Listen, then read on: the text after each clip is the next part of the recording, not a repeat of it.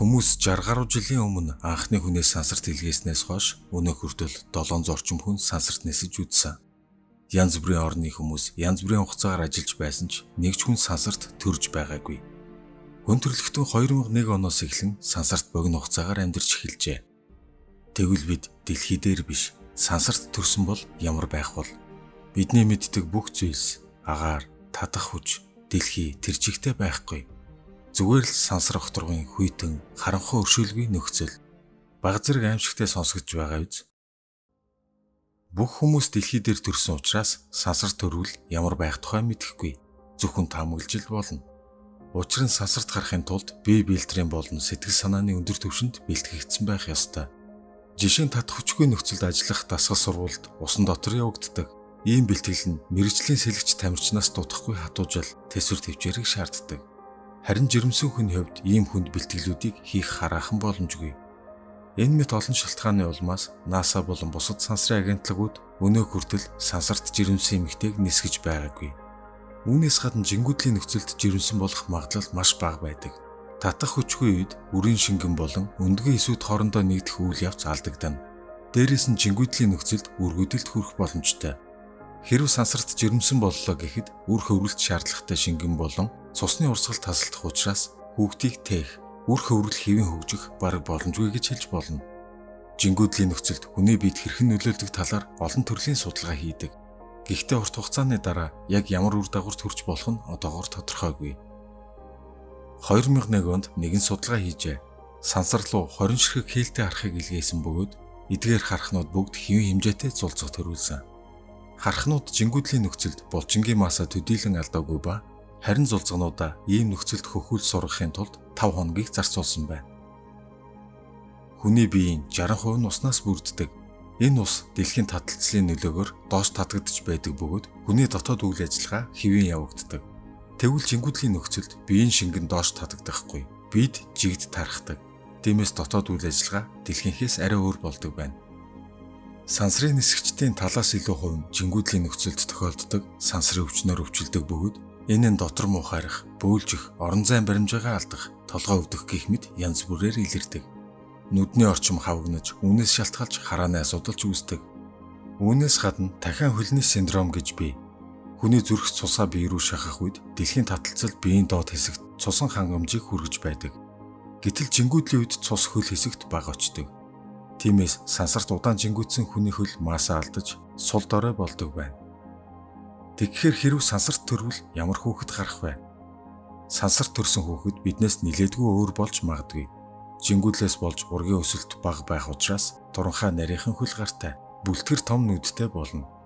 Хүний арга яс хэвэн хөгжих боломжгүй тул хүнд зүйл өргөх чадваргүй, бүр алхаж явах ч чадваргүй болж магад. Мөн сансарт байгаа хүн дэлхий дээр бүтэн жилийн хугацаанд авдаг цацраг туяаг нэг өдрийн дотор л авдаг. Сансрын хорт цацраг туяа хүнд хэрхэн нөлөөлөх талаар та нар бараг мэдж байгаа биз? Цацраг туяа нь хорт хавдар тусах магадлалыг хэд дахин нэмж, төв мэдрэлийн тогтолцооны алдагдлалд хүрж, зүрх судасны өвчин, эдээсээ нөхөж баршгүй гэмтэлд хүргэнэ. Тэгэхээр сансарт төрсөн ялх хүүхдүүдэд бүрэл хүнд тусна гэсэн үг. Ийм хүүхдүүд дэлхийд ирэхээс өсөлт хөгжлийн хувьд хамаагүй хоцрогдмол байна. Сэтгэл зүйн хувьд ч маш эмзэг болно. Хүний бие анхнаасаа л дэлхий дээр амьдрахаар зогтсон учраас сансрын нөхцөлд сэтгэл зүйн өвчнүүд, магадгүй гэмт хэрэг, амиа хорлолт зэрэг сөрөг үр дагавруудад хүргэх боломжтой.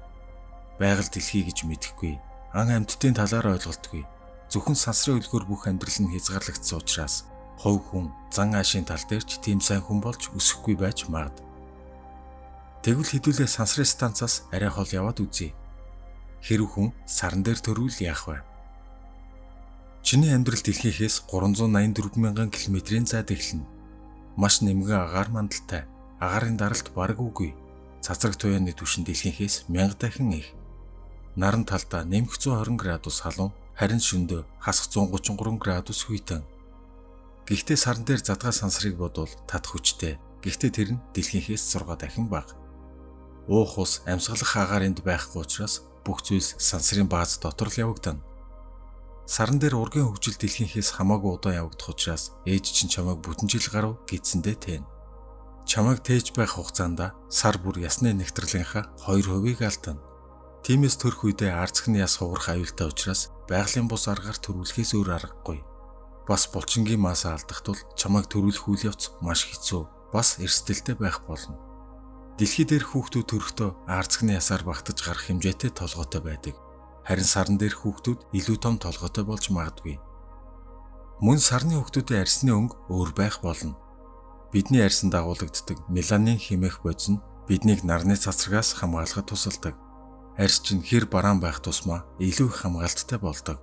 Экватор руу ойртох тусам хүмүүсийн арьсны өнгө өөрчлөгддөг нь ийм учиртай. Тэгвэл сарн дээр агаар мандал байхгүй учраас цацраг туяаны хамгаалалт байхгүй гэсэн үг. Тиймээс сарн дээр төрөх ирээдүйн хүмүүсийн арьсны өнгө бүр л илүү хар бараан өнгөтэй болж хувирч магадгүй. Гэхдээ нөгөөтэйгүр сарн дээрх амьдралын ихэнх хугацаанд тусгай сансрын өмсгөл өмссөн байх тул эсрэгээрээ илүү цайвар арьстай ч болж магад. Үүнээс гадна цацрагийн нөлөө илүү аюултай өөрчлөлтүүдийг авчирч болзошгүй. Хүний дархлааны системд өөрчлөлт орох учраас дэлхийгээс сарны бааз руу ирсэн хүмүүсээс янз бүрийн өвчин халтаж болно. Энгийн нэг ханиадны вирус сарны баазыг тэр чигт нь устгах дээрээ ч тулж магадгүй. Хамгийн аюултай зүйл бол нарны хор цацраг туяа баргийн хамгаалалтыг нэвтэлж чаддаг. Тиймээс цацраг туяа хүний ДНХ-гийн бүтцийг эвдэлж магадгүй. Хэрв тийм зүйл болвол хүмүүс сарн дээр тийм ч удаан тэсэж чадахгүй бизээ. Гэхдээ мэдээж үнээс сэргийлсэн ямар нэг арга хэмжээг авах л байх л та. Тэгвэл эсрэгээр нь бас бодоод үзье. Сансарт эсвэл сарн дээр төрж өссөн хүүхэд дэлхий дээр бууж ирвэл яах вэ? Хизээч алхаж үзээгүй эсвэл агаарын даралт таталцлыг мэдэрч үзээгүй хүмүүст дасан зохицох маш хэцүү байх болно. Цусны эргэлтэнд эрс өөр байх тул тархиндх цусан хангамж хангалттай биш болж ухаан балардах, хийм харах гэх мэт зүйлийг мэдэрнэ. Агаарын даралт түнд маш хүнд санагдах тул хэвтрийн байдалтай байхаас өөр аргагүй. Бүр хэвтэж байхдаа ч гэсэн маш их ядарч туйлдана.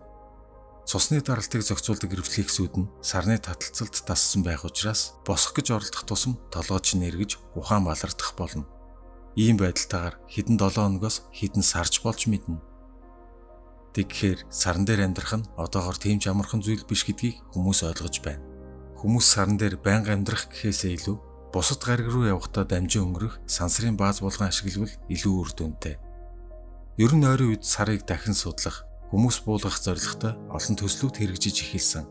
Хамгийн ойрхон нь гэвэл Артемис төсөл сарны зүг хөрхөөр төлөвлөж байгаа. Харин одоо бүр өөр өнцгөөс хараад үзье. Хэрв хүн усанд амьдардаг болвол яах вэ? Эсвэл ямар нэг зайлшгүй шалтгаанаар усанд амьдрахаас өөр аргагүй болвол бид ямар шоу харагдах бол? Тэгэхээр үүнийг төсөөлөхийн тулд бид далайн амьтдаас хамгийн сайн талуудыг нь авах шаардлагатай болно. Юун түрүүнд усан дор удаан хугацаагаар байхын тулд амьсгалах хэрэгтэй. Дараа нь далайн гүний даралтыг төсвөрлөх чадвартай байх ёстой. Үүний дараа биеийн бүтэц, харах, сонсох хэрэгтнүүд шал өөр байх хэрэгцээтэй болно. Хүн далайд хамгийн гүн чөлөөт шумбалт хийхдээ ердөө 214 м гүнд хүрсэн. Гэтэл далайн дундаж гүн 3800 м. Тэгвэл ийм гүний даралтыг яаж төсвөрлөх вэ? Бидний уушиг, чихний хөндөй, цээжний хөндөй гэх мэт эрхтнүүд агаараар дүүрсэн байдаг. Ийм байдал нь далайн гүний даралтанд бяц үсрэн гэсэн үг. Тэгвэл ямар байх ёстой вэ? Бид жишээ нь халимнаас санаа авч болно. Тэд далайн гүнд уушигны багтаамжаа удирдах хавирганы яснууд нагшиж чадхаар уян хатан байдаг. Халимнууд хавирганаас гадна олон тооны уян хатан мөгөөрснүүдтэй. Эдгээрийнхээ ачаар дотоод эрхтнүүдэд хамгаалдаг. Хэдэн сая жилийн өмнө халимнууд хураа газар амьдардаг дөрвөн хөлт амьтан байсан гэдгийг санах хэрэгтэй. Тэгэхээр тэд чадсан л байна. Дундаж хүн усан доор амьсгалаа 30 секундээс 1 минут хагас барьж чадна. Тэгэхээр бид усан доор илүү удаан хугацаагаар байхын тулд загас шиг залмгаатай байж болох юм. Залмгай нь усан доор амьсгалахад давуу тал өгдөг муу тал бас бий. Учир нь залмгай бидний амьсгалдаг агаараас хамаагүй бага хэмжээний хүчил төрөгч ялгаруулдаг. Тиймээс бид нэг биш нэлээд олон залмгаатай байх шаардлага үүснэ. Тэгвэл үүний оронд дэлхийн буюу далайн гахаан амьсгалах системийг авч болох юм. Тэд хүмүүсээс 4 дахин их хүчил төрөгчийг хуримтлуулах чадвартай. Ингэснээр 10-15 минут усан доор байх боломжийг олгодог. Гэхдээ энэ их хэмжээний агаарыг хоронхон зур татаж болох үс том хэмжээний нүхтэй байх хэрэгтэй. Окей, ганц нэг нүх бол болж байна. Гэтэл бид маш сайн сэлдэг байхгүй бол энэ бүхэн ямар ч хэрэггүй болно. Бид сэрвэ юм уу сэлвэртэй байх шаардлагатай. Санаа авч болох хамгийн тохиромжтой амьтан бол цэнхэр авраг загас. Тэд яг л шумбагч хөлөг шиг хэлбэртэй учраас усны эсэргүүцлийг багасгаж хурдан сэлж чаддаг. Өөрнийг асуудал байна. Далай бидний бодож байснаас ч аюултай газар. Тиймээс амьд үлдэх бие хамгаалах ямар нэг зүйл хэрэгтэй. Нэгэнт бид айхтар араашууд эсвэл аврах том биегүй учраас аль болох залтай байх ёстой. Бид магадгүй биеийнхээ өнгийг өөрчилдөг, эсвэл өөрөөсөө гэрэл гаргах чадвартай, эсвэл наймаалт шиг будаг цацаж ямар нэг хортой бодис ялгаруулдаг болж болох юм. Ингэснээр араатнуудыг төөрөгдүүлж амьд үлдэж чадна. Далайд 100 метрээс доош нарны гэрэл бараг нэвтрэхээ болдог. Тиймээс бид маш сайн гэрэл мэдэрдэг, бас том нүдтэй байх хэрэгтэй. За тэгэд усан доор хоол идэхэд бас асуудал үүснэ. Бид хоолоо далайн устай хамт залгих тул элдв ням бактериас өөрийгөө сайн хамгаалдаг системтэй байх ёстой болно. Бас бидний арьс усанд удаан хугацаагаар байхад гэмтэж бохирддог тул шал өөр, эсвэл загас шиг хайрцтай болвол дээр байж магадгүй. Ингээд бодохоор бид усанд амьдрал хүн шиг хэлбэртэй байх ер нь ямар ч боломжгүй юм байна. Энэ мэтчлэн маш олон асуудлууд тулгарх учраас усанд орох амьдрал тийм ч амархан байхгүй. Хизээ нэгэн цагт бид энэ дэлхийг орхих шаардлага үүсч магадгүй. Эсвэл одоогийн амьдралаа өөрчлөх хэрэг гарч мэднэ.